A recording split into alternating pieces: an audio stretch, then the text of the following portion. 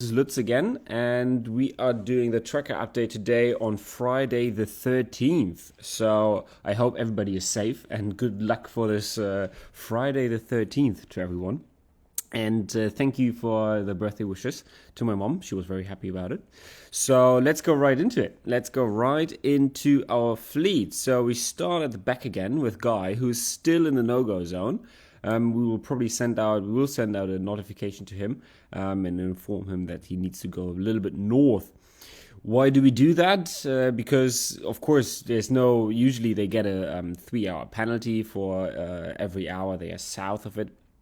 But for Guy, this wouldn't make a big difference since he's in a race for himself in a way, and he's in Chichester class. But the more important aspect of the no-go zone for us is that we worked with the rescue operation centers, the RCCs around the world, and we came up with this no-go zone at 44 South.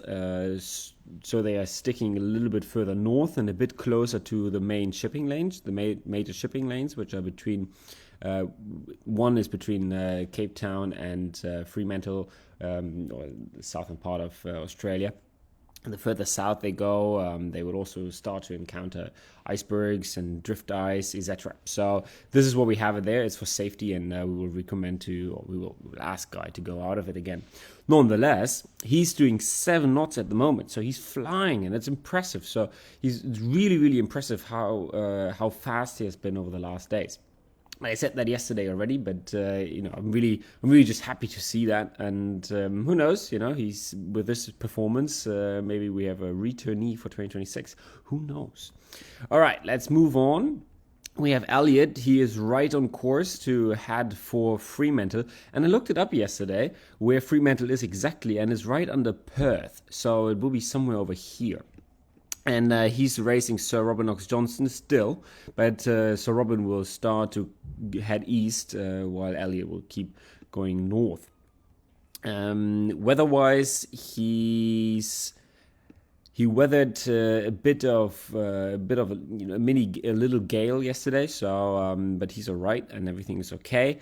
He's doing 5.4 knots with his reduced sail area, and which I'm very happy to see. So he's right on course to make landfall soon. To be precise, the distance from Elliot to Fremantle is 450 miles. So yeah, that will be 4 days probably. 4 days. So that will be on Saturday, Sunday, Monday, Tuesday. So next week we probably see Elliot being back on land. And that's very good news, despite all. But we're all very happy that he's safe and sound, and that he will be able to bring his boat to a port and then get on to the repairs. Then we're moving on. Poor Jeremy, he's still stuck in the hole. Now facing the light headwinds that we talked about yesterday. Let's see what the forecast will be today in 24 hours. That will be here. And, yep, still stuck. But then it will fill in. And it will fill in quite a lot. So he actually will be a bit happy to be more offshore with this front coming in and passing through, which will then finally carry him right into the Hobart Film Gate.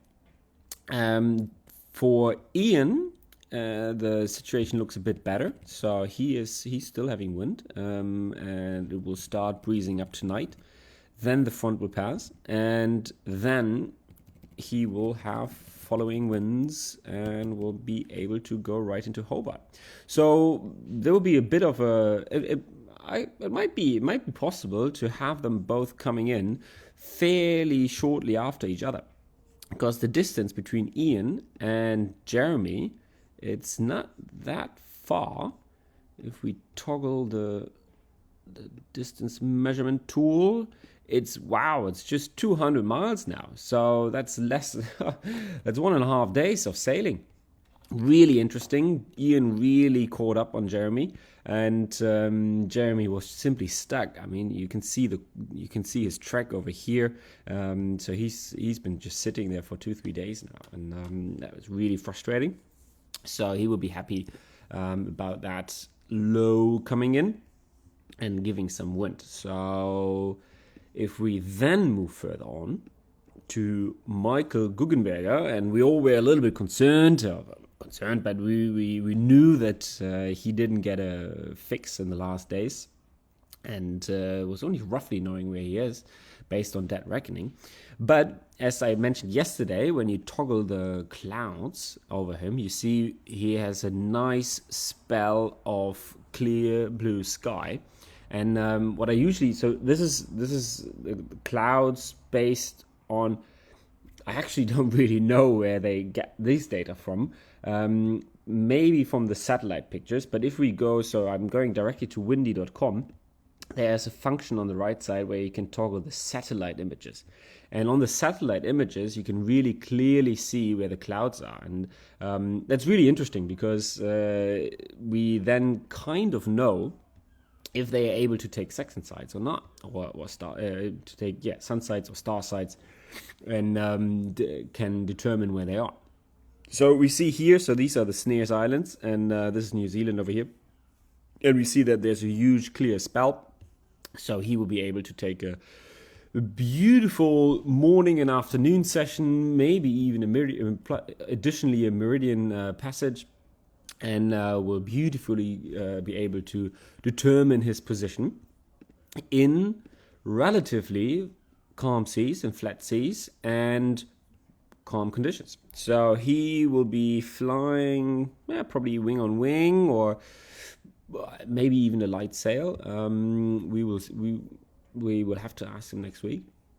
And he's just going right with the wind, dead downwind, and will be able to then go around Snares Island.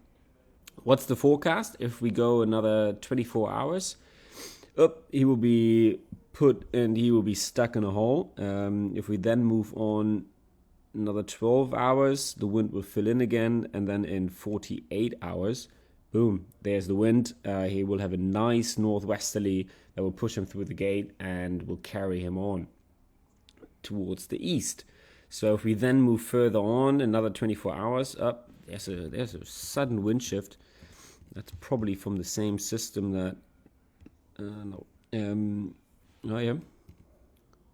all right, that will push him through. So it will then swing from the northwest to the southwest. And the low, there's this low that is passing to the east and will give him some good winds. And he hopefully can escape that high that is forming down there. Okay, well, that's all very interesting, and we are happy to see that. So it means that he should be able to have a safe passage between Snares Island and New Zealand. Then we have Bernard Motissier. He actually went south of the Snares Islands. Maybe we have to put a little penalty, a little corrected time on him.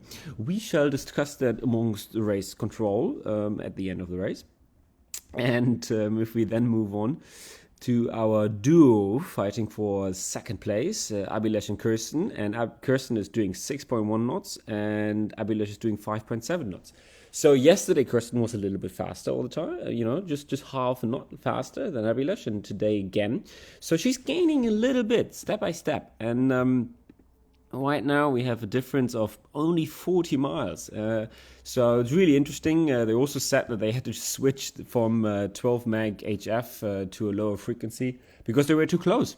And maybe if they carry on like this, and if maybe Kirsten sneaks a bit more onto him, step by step, day by day, we might have a rendezvous somewhere in the Pacific. So that will be very interesting. Forecast for them, 24 hours. We have continuously good winds from the southwest, and 48 hours forecast will be... Well, they will be further east. They will be somewhere here, let's say 300 miles-ish that's in 48 hours. So they continue to have good winds, and then another 24 hours. Yeah, they continue to have good winds and following seas. If we toggle the waves, yeah, I'm right. That's still very confused seas until they get into this area here. So the sea state won't be easy for them, but at least the wind continues to blow with 20-25 knots, which is perfect conditions for these kind of boats. And then moving on to the front of the fleet, Simon, he had a bit of wind yesterday, last night, his day. Right now, he's having still probably 25-30 knots, gusting 40, I would say. And then once the end of this high pressure is moving through, he will have a front, the wind will shift to the south, and he will be in the next system, which is a high pressure system again, a big one again. So if we move 24 hours, there it is, there's the front, won't be too dramatic. And then another 48 hours from here. So then he will have good winds and he will be in the same system like Kirsten and Abhilash. And then it will be interesting to see how they all can hold their positions in the system, since they're going to be in the same system. It will move on. So this is now 4 days ahead of us, and the wind seems to be very stable. Abhilash and Kirsten will be somewhere in this area. Before these holes are catching up with them, and that will hopefully they will move, and we don't see anyone getting stuck in a wind hole soon from the front of the fleet. We briefly touched onto that topic yesterday. I double-checked. So yes, Jean-Luc's spreader in 2018, it broke somewhere, or the attachment part of the spreader, the bolts broke here in that area, just at the end of our no-go zone. And he went north, so he's kind of heading to Chile, but will then decide to go south again and continue racing. But he will do this massive loop, and I went into it to the tracker from 2018, and he will lose about a week. So that's very interesting about considering Simon and racing. He's racing himself against Motissier, but Motissier's original position when he started much earlier. So he started 10 days earlier in 1968. And that's very interesting for Simon, because that's matching the speeds with him.